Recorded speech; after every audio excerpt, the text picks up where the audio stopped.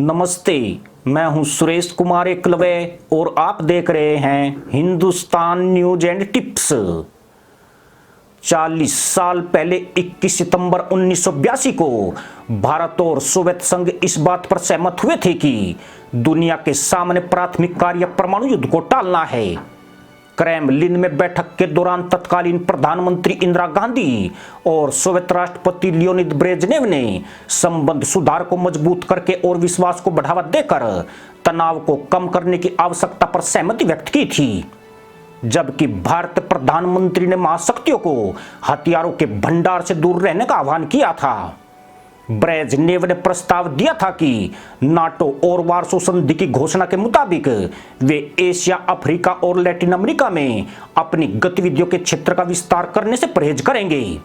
तत्कालीन प्रधानमंत्री इंदिरा गांधी, जिन्होंने एक बार फिर से गुटनिरपेक्ष विचारधारा की तरफदारी की थी, उन्होंने अफगानिस्तान में सोवियत हस्तक्षेप की निंदा नहीं की और न ही अफगानिस्तान पर सोवियत संघ के हमले की आलोचना की।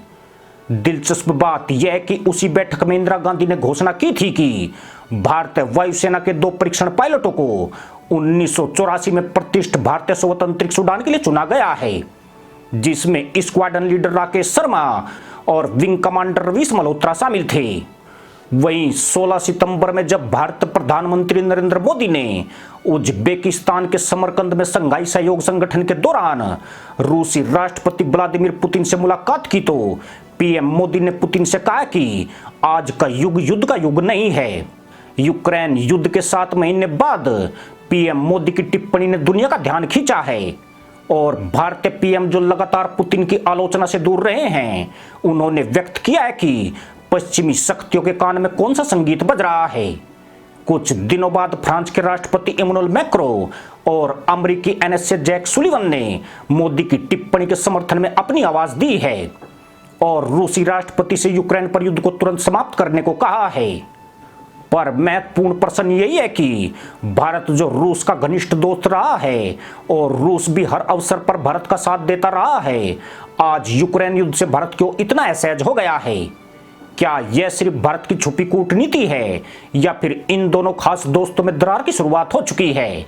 दरअसल भारत अपनी रक्षा आवश्यकताओं के लिए 60 से 70% के लिए रूस पर ही निर्भर है। भारतीय अधिकारियों के मन में इस बात को लेकर चिंता है कि इससे रूसी हथियारों की आपूर्ति प्रभावित हो सकती है, वह भी ऐसे समय जब चीन एक खतरे के तौर पर खड़ा हुआ है और वह लगातार इस कोशिश में लगा है कि रूस से भारत को हथियारों पर रोक लग जाए। जून 2020 के बाद से वह रूस पर लगातार दबाव बना रहा है कि वह भारत को हथियारों की आपूर्ति से परहेज करे। अब जैसे जैसे रूसी सेना अधिक सैनिकों को अपने बेड़े में शामिल करने के लिए करती दिख रही है, दिल्ली की चिंताएं भी बढ़ती जा रही है। रूस ने फिलहाल 3 लाख सैनिकों को यूक्रेन भेजने का फैसला किया है। इनमें से कितने सैनिकों को रूस हथियार दे पाएगा और कितने रिजर्व सैनिक असल में लड़ने के काबिल है, भारत के दृष्टिकोण से मॉस्को को संदेश से स्पष्ट है कि इस युद्ध को तुरंत समाप्त कर दे और हमेशा की तरह व्यापार में वापस आ जाए। भारतीय सेना प्रमुख जनरल मनोज पांडे ने इस सप्ताह रेखांकित किया है कि उनके पास अभी भी पूर्वी लद्दाख में एलएसी के 2 टकराव पॉइंट है, जो डेपसांग का मैदानी इलाका और डेंगचोक में 4 डिंगला नाला में गतिरोध के रूप में मौजूद है। यहाँ चीन लगातार भारत को चुनौती दे रहा है और वह किसी भी सूरत में पीछे हटने को तैयार नहीं है। ऐसा पहली बार हुआ है जब भारत चीन सीमा पर लगातार तीसरे साल लगभग 60,000 सैनिक जुटे हुए हैं और मॉस्को से रक्षा आपूर्ति कमजोर और बिखरती हुई दिख रही है। और एक बार जब फिर से सर्दी आने वाली है तो दिल्ली में कुछ लोगों को लगता है कि ये भारत के हित में है कि यूक्रेन युद्ध को जल्दी खत्म करना चाहिए। दिल्ली को अपनी रक्षा जरूरतों के लिए मॉस्को की बहुत आवश्यकता है, इसलिए इंदिरा गांधी से लेकर नरेंद्र मोदी तक युद्ध छोड़ने के बारे में अपने रूसी समकक्षों को दिया गया संदेश कुछ हद तक सुसंगत रहा है।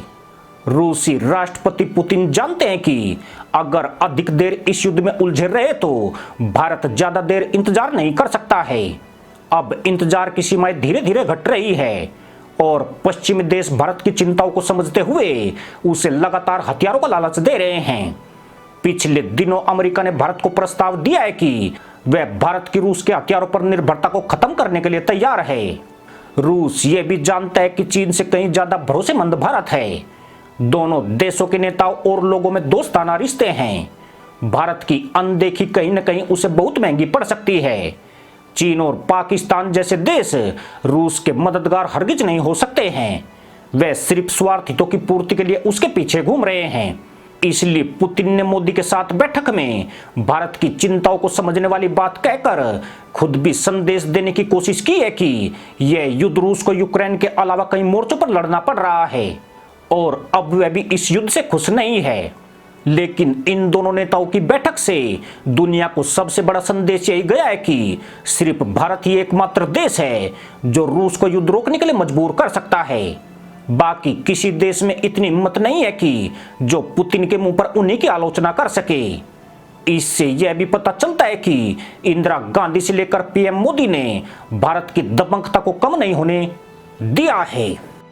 इसी के साथ अनुमति दोस्तों, जय जवान जय किसान जय हिंद वंदे मातरम।